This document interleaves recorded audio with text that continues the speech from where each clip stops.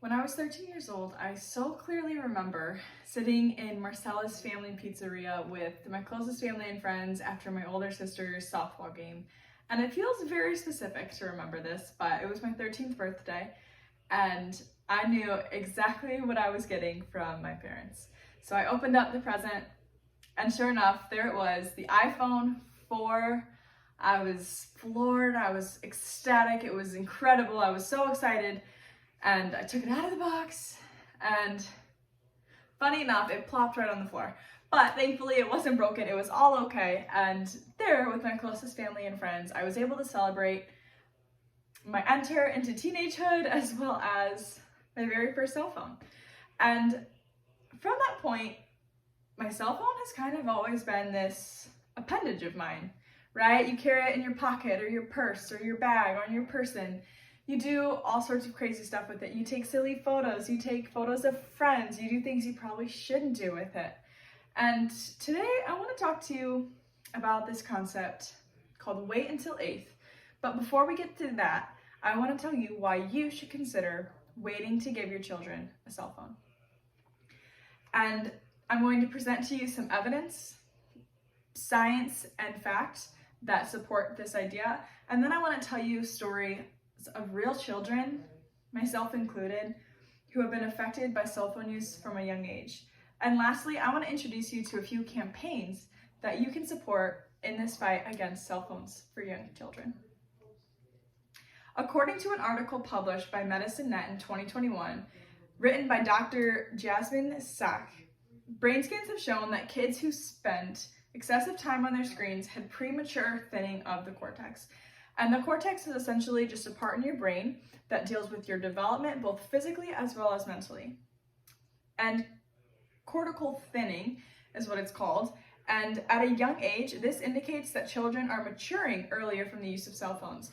So maturing earlier, not necessarily physically, but more so mentally. Their brain capacity is different than what it should be at that direct age. So this has led to many different problems that are evident in the lives of these young children and teens who have been affected by use of cell phones from a young age.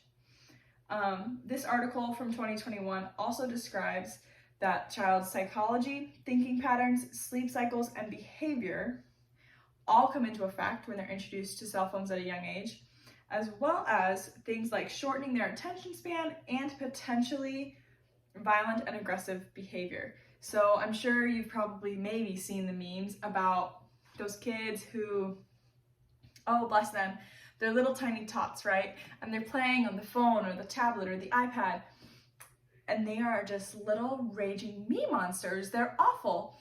And this actually has its roots in science, because children at that age aren't meant to be exposed to that. They aren't meant to be exposed to all of this stimulus in such an easily accessible format like a tablet, cell phone, or anything like that.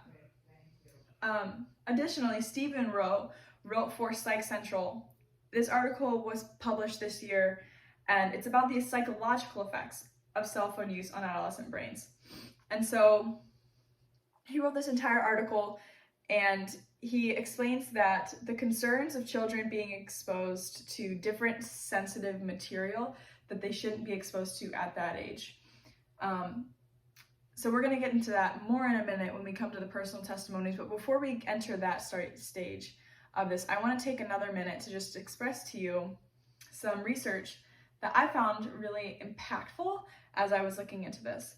In 2020, a survey by the Pew Research Center found that 60% of children were exposed to smartphones before the age of 5. And in that group, 31% had been introduced to phones before the age of 2. So that is an astronomically high number. And I think as we go into this next portion of the talk, I want you to keep those numbers in mind, that 60% of children were exposed to smartphones before the age of 5. That's really what I want you to key in on. But the article written by Stephen Rowe explains that there are some concerns about children being exposed to pornography and other sensitive content via smartphones. And so as we investigate that portion, I want to introduce you to Nathan Hoge. And here's a photo of Nathan. Nathan Hoge was interviewed in 2012 by the Daily Mail, and he was exposed to porn at the age of 12. His story was covered, and he used these words to describe his pornography addiction. I became numb to it.